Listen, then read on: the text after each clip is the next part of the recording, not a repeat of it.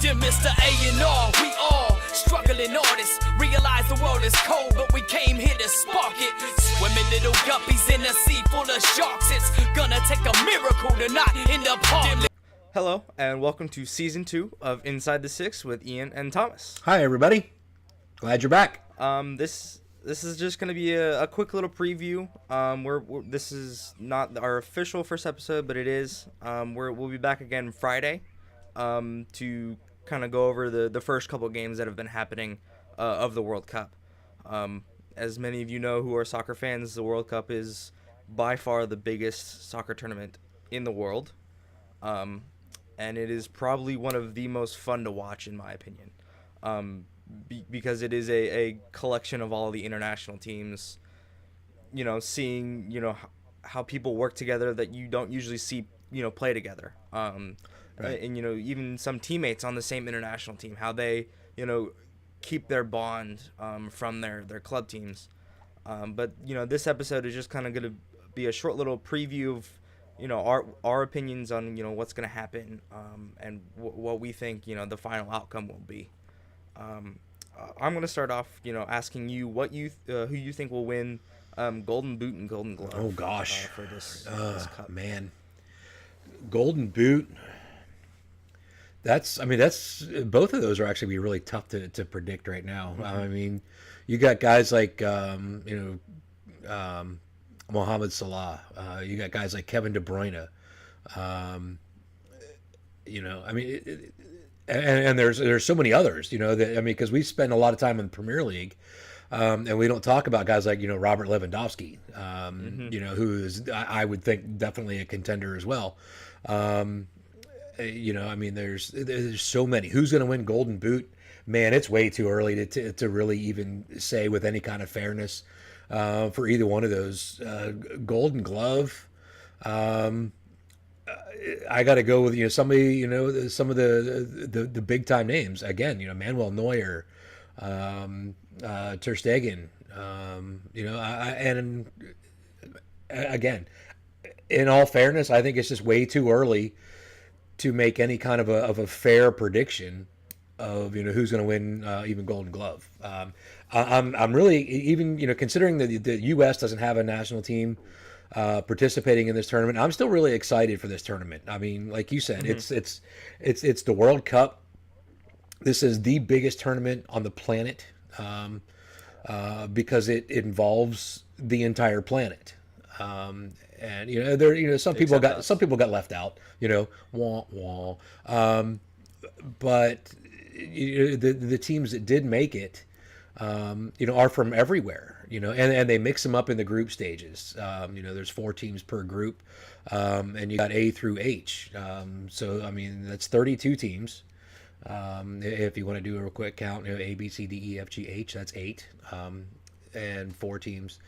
So, 32 teams coming together over the next couple of weeks, battling out to see who the best in the world is, and it's going to be a lot of the same contenders, but there's some new teams around. I'm excited to see what Iceland can do. Yep. I'm really excited to see what Egypt might pull off. You got Spain, you got Germany, you got Belgium, you got Argentina. You still got the same big guns we've talked about with international soccer over the even last season.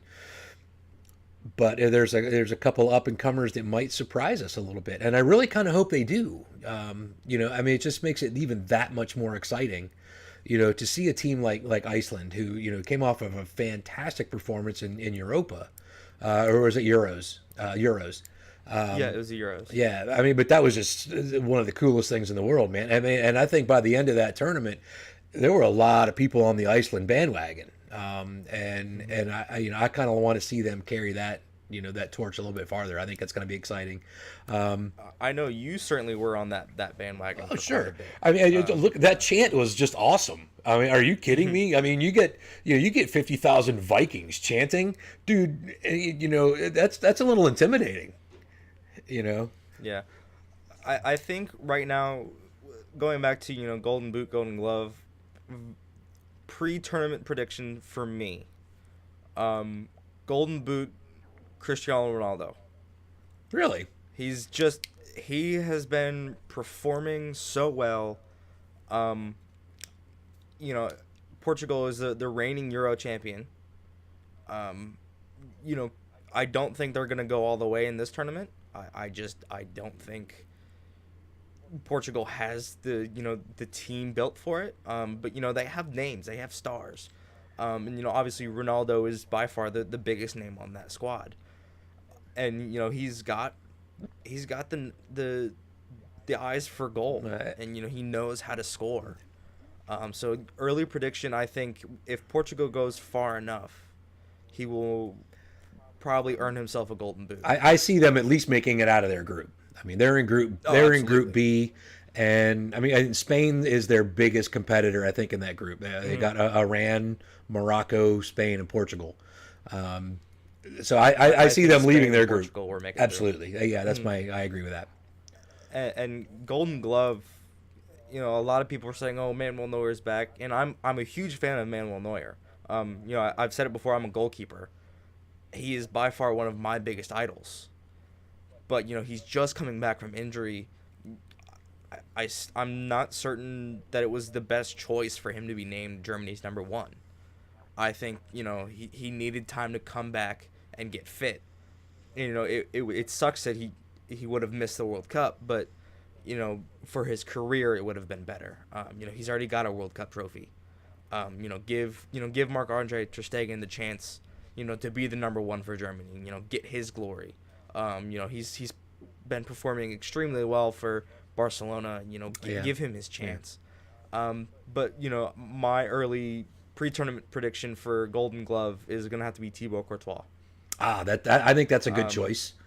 Because Belgium is probably the underdog team in this tournament by far. They have so many names that nobody likes to recognize, and they have so much talent that they can dish out. I don't know that I would call Belgium an underdog team. I mean, they're one of the ones I think is going to go.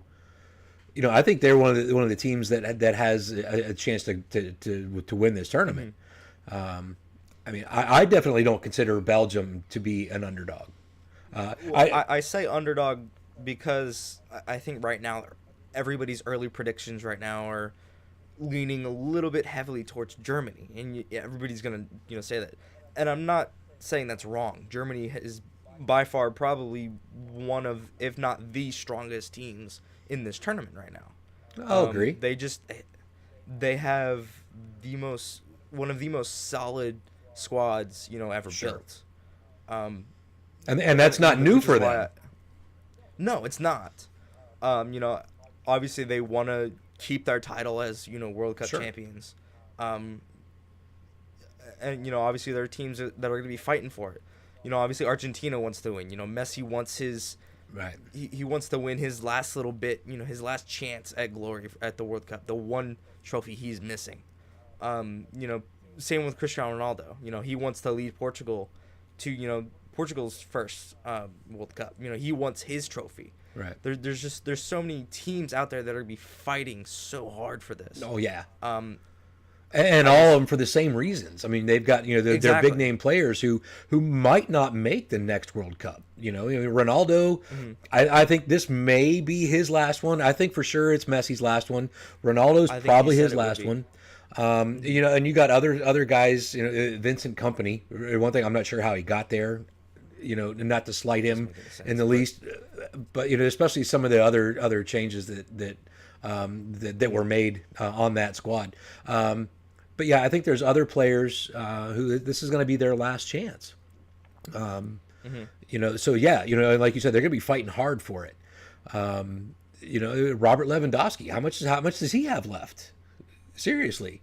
Another 4 years. Yeah. And, in 4 years, I mean, he's a top level world class player, but where's he going to be in 4 years? I mean, a lot happens to a man's body in 4 years. Trust me. Let me tell you. And what are the chances of him leading Poland? I think, let's see, Poland's group is Senegal, Colombia, Japan, and Poland. Yeah, they're in Group H. In my opinion, and this is probably a relatively unpopular opinion. This is probably the group of death for me because you got I guess mid-range teams, that are very good. I mean, Poland is not, a team to be messed with. No. They have a lot of big names. You've got Japan, who's always been, a team that fights past the group stage and gets into the knockout round one or two levels in. Colombia's gotten big names. They're probably going to make it. Right now, that's my group of death. It's Senegal, unfortunately, isn't the biggest name. Obviously, there's a chance that it could happen. But, Right. If Poland makes it through, can Robert Lewandowski, keep them going? Yeah. Because obviously that's the biggest name on that team. I'm kind of looking through, the groups. You say that's your group of death, and I'm looking through, and I have to agree with that. With because of Colombia, Japan, and Poland. There's three serious, relatively heavy hitters. And I'm not slighting Senegal. They've earned their place. And you always you want everybody to do well. And Senegal's not there by accident. They won the matches that got them there. So the chance exists for them to be there. But with those other three, compared to the other groups, there's one, maybe two teams in each group that you're like, oh, okay, well, they're definitely going to come out. Spain and Portugal, yeah. If there's another group that might challenge for the group of death, I would say it's Group D. You've got Argentina, Croatia, Iceland, and Nigeria. Nigeria has always been one of the strongest African teams. Yes. They always come out fighting. They're a very strong team to play against. And obviously you said Iceland earlier. Argentina is was second place 4 years ago, and Croatia isn't a team to be messed with either. Yeah. But I still have to stick with Group H as my group of death. And I'll agree with that. And listen, if you guys are watching, seriously, we want this to be interactive because this is going to be there's going to be a boatload of stuff going on over the next couple of weeks. That's Thomas's assessment. That's my assessment. I'm agreeing with it 100%. If you guys have a different outlook, put it in the comments. Say something. Let us know. Send us a message. We really want your input. We want the we want the banter. It's really fun for us. So, say something, agree, disagree. You guys are crazy. There's no way, Tunisia's going to win this thing all the way. Listen, say something, It's the World Cup. Man, everything can happen except the U.S. winning. That's not going to happen. Unfortunately, that's true. Let's see. Did Canada make it? Canada did not make it. Canada didn't make it either. No. Wow. No, I didn't realize that. I think next up, what I want to do is, go through each group and, figure out which teams we think will make it through. Starting with Group A, I think the clear teams that are going to move on are Egypt and Uruguay. Egypt, like you said earlier, is, one of the biggest up and rising teams. They've got a lot of big names, including Mohamed Salah. And Uruguay has always cemented its place in, the South American soccer scene. Yeah, and Suarez is, he's not a slouch, So he's going to go out there and he's going to put his all. The first match of the tournament is Russia and Saudi Arabia. Who do you see finishing off that one? I see Russia finishing. I think off so that too. one. I think Russia's going to come in third in this group. It's kind of hard, obviously hard to see the host leave, but personally, I think Russia will be the one that gets knocked out and as the host. I was actually thinking about that earlier, and like you said, it's hard to see the host get knocked out, and I think that's going to happen. I don't think they're going to make it out of their group. And I just hope it doesn't put a stain on the rest of the tournament. I just hope that that whatever aftermath may occur. Well, it didn't in South Africa in 2010. Obviously South Africa didn't make it through, but South Africa doesn't have the world-renowned reputation for being extremely violent at soccer matches. That's also true. Can't deny that. Yeah. I mean, I Hopefully it doesn't. Hopefully it doesn't end up like that. Hopefully, the soccer world, comes together. This is our tournament. This is the soccer fans tournament. We love this. And we don't want to see it end up, violent or negative in any right, way. absolutely. I think moving on, Group B, clear teams to move on are Portugal and Spain. Yes. Um, Yeah. I don't see anything else even being possible there. I mean, like, it's always possible, but I think the chances are so slim. Yeah. those are just two powerhouses, in that group. You never know what's gonna happen though. Group C is a very interesting group. I'm gonna have to go with France and Australia. You really think Moving Australia? Okay. Well, Australia is not a team. to Okay, mess right. with, Yeah. Yeah. They're a decent team. Yeah. I mean, who do you think would have replaced them? Peru or Denmark? Man, I don't know. Denmark's just not doing what they've been doing in the past. Peru, and this is there's a kind of a two-sided coin here. Peru has given the U.S. national team a run for their money on more than one occasion. That's saying a lot and not saying a lot at the same time. If you know what I mean there. The U.S. the last couple of years, since the last World Cup, hasn't really performed at the level that American fans would have liked. So Peru maybe, but no. I mean Australia, and oddly enough, is one of two English-speaking teams in the tournament. England being the other one. But so yeah, I'll go with that. France and Australia. France definitely. I don't think that's going to be anything strange there. Considering They the were killing. given a run for their money. Oh, absolutely, yeah. They were given a run for their money by the U.S. They the other were. day. They were. And this was the legit U.S. national team versus the French national team versus a bunch of young Yeah. no-name U.S. players that are fighting for their place in the next international tournament. that they And my understanding is they scored the first U.S. goal on French soil during that match. I mean, that's how I heard these it. I wasn't sure I believed it. And if somebody out there knows that for a fact or knows that it's not true, please let us know. But in French, the French team may have to deal without Kylian Mbappe during their first match against Australia on Saturday. He apparently hurt his left ankle in practice on Tuesday. And got some attention from the physios and whatnot, went back out onto the pitch, and then immediately decided that he'd had enough. It was just not going to work. So he limped off of, it was a practice match. And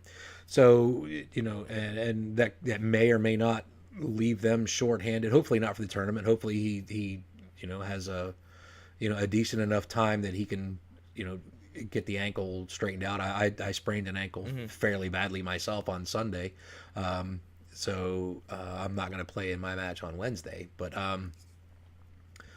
obviously I'm not playing against France or anybody, but yeah, so yeah, France and Australia coming up on Saturday. And I think those I'll agree with you. I mean, it's just going to be really tough for Denmark or Peru to pull anything off.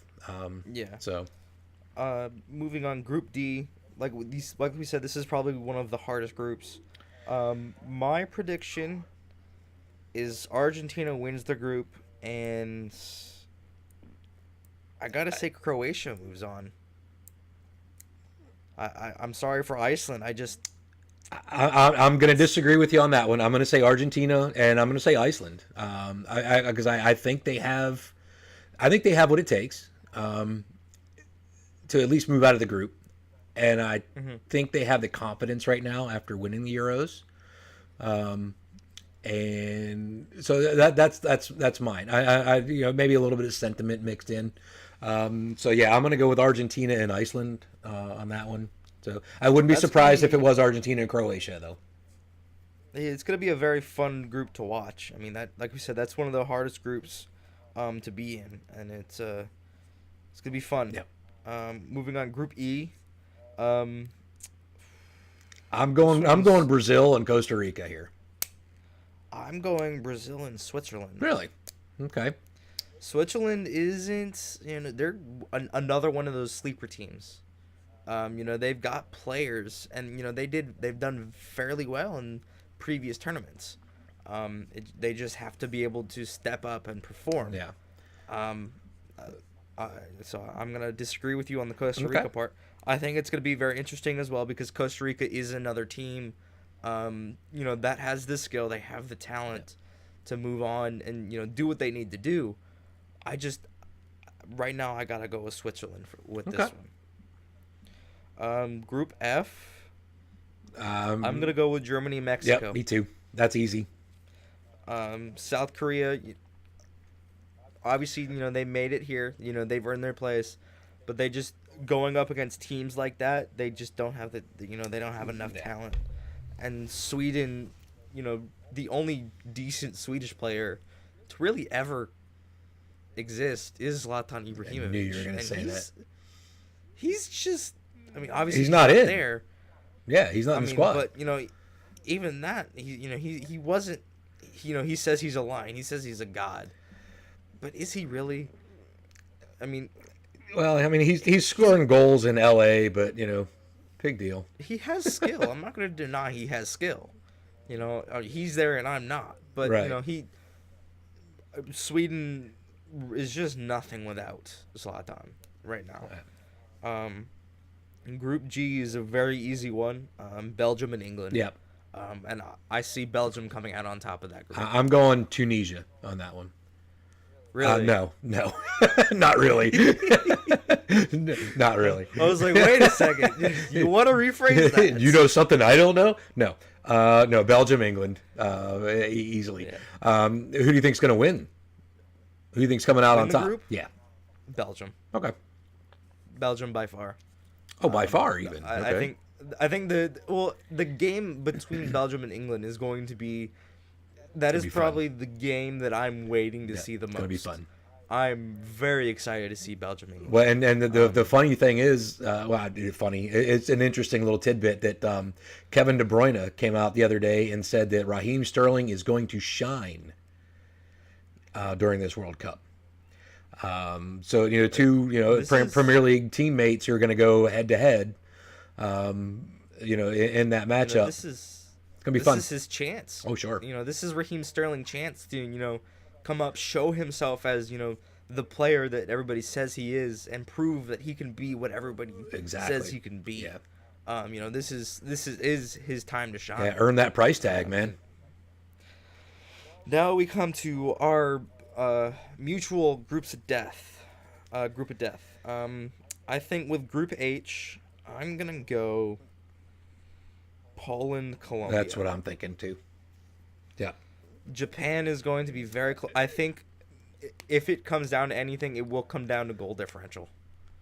Interesting. To see who moves on. Yeah. I think it'll be very close to see who moves on in that group. And obviously, this is the last group that we have.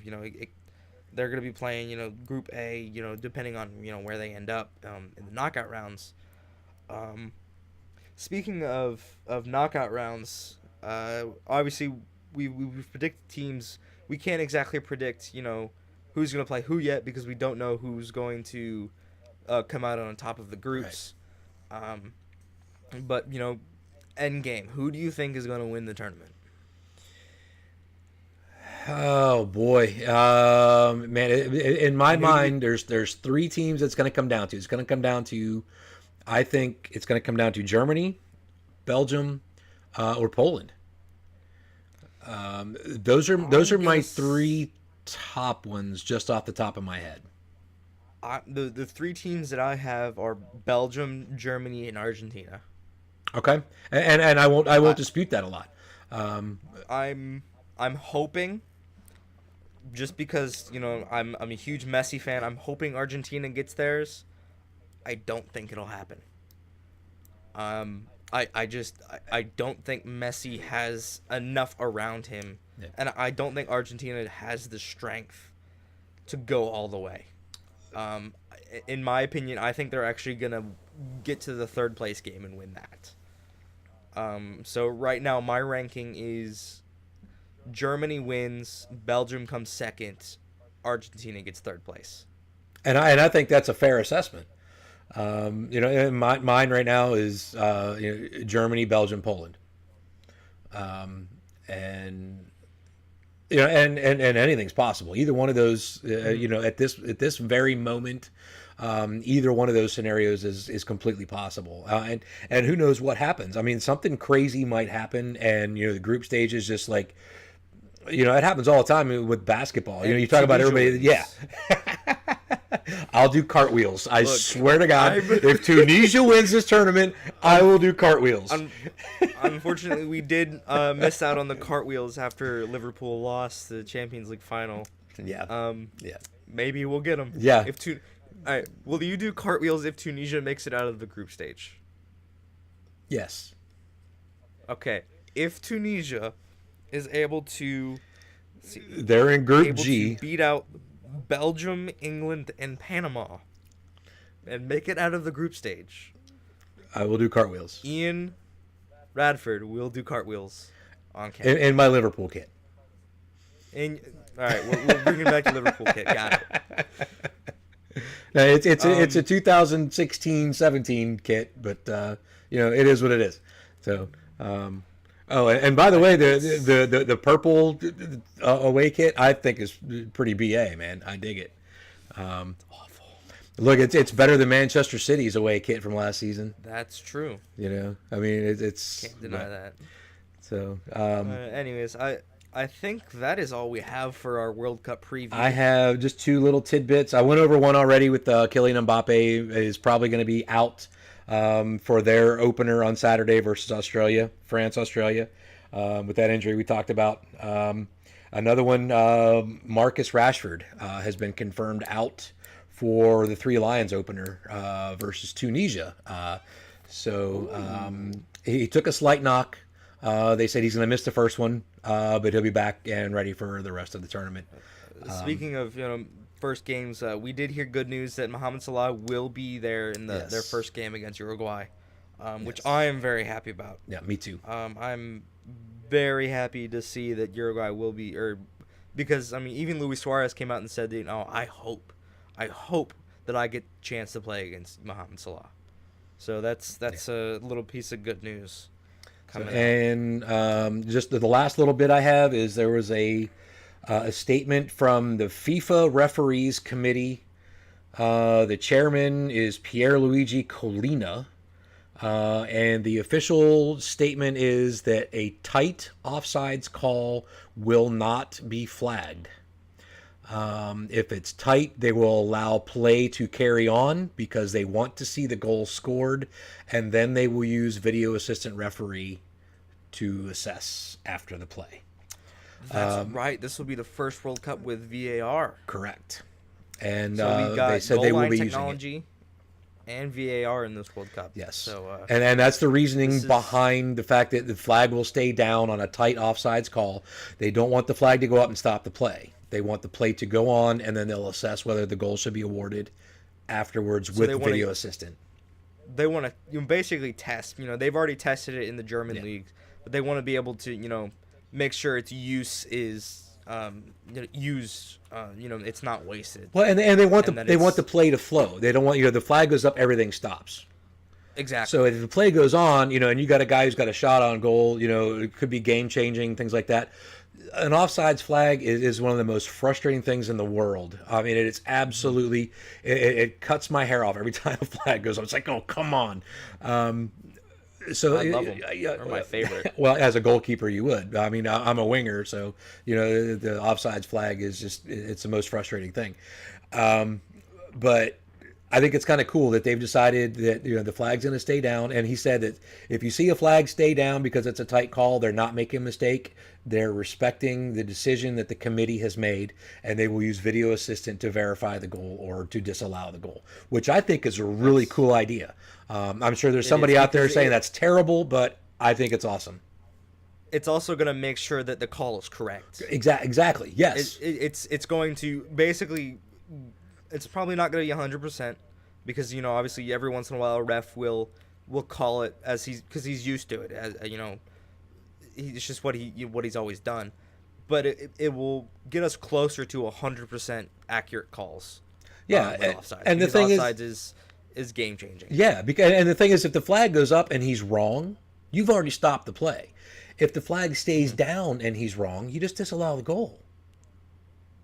You know, so I mean, it's going to make the game. It's going to hurt a player's feelings, but yeah, and it's going to really tick off a goalkeeper or two. You know, and your center halves they're going to lose their minds a little bit. But you know, they're reading this stuff too, and I'm sure their coaches and their managers and stuff like that are saying, "Listen, guys, they're not raising the flag if it's tight. You know, so just defend until you hear a whistle blow." You know, and it's that simple, really. I mean, it's that's one of the things that another thing I find frustrating is guys who they stop play because they think something happened. You play to the whistle blows. If the whistle didn't blow, the game's still going. I'm going to continue to play. You know, that's just my mindset. So you know, and hopefully these guys, you know, at this world class level, understand you got to play till you hear the whistle. You know, so and then let VAR take over. VAR worked really well in the Bundesliga. I don't have any issues with it. So there you go. That's what I have. I think that concludes our World Cup preview. Outstanding. Thank you so much. Thank you so much for tuning in.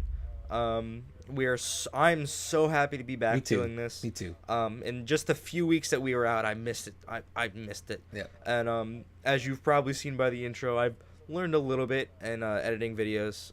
It looks cool. I'm getting better every day. I hope you guys enjoyed watching us. I hope you guys stay tuned in.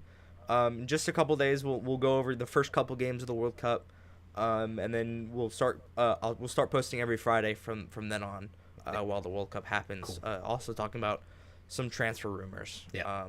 So once again, I'd like to thank you guys for tuning in to season 2 of Inside the Six, and we'll see you guys soon. All right, thanks guys, and special thanks to our good friend Macrophonic MC for. There's a different song being used for the intro outro. It's another cool song. Macrophonic MC is a really great guy, and he's a very talented artist. So check out the links there. Check out Macrophonic MC. Check out the t-shirt shop. There's a new design there. I don't know if that was toward the end of season 1. That new design was ready. But check out the t-shirt shop, sweatshirts, t-shirts, performance shirts, the whole shebang, and stickers. So yeah, there you go. And but thanks again, guys. This is really fun for us, and we want you to be interactive. Again, leave the comments, send us the messages, and we'll see you next time. Dear Mr. A&R, we all struggling artists. Realize the world is cold, but we came here to spark it. Swimming little guppies in a sea full of sharks. It's gonna take a miracle to not end up harmed.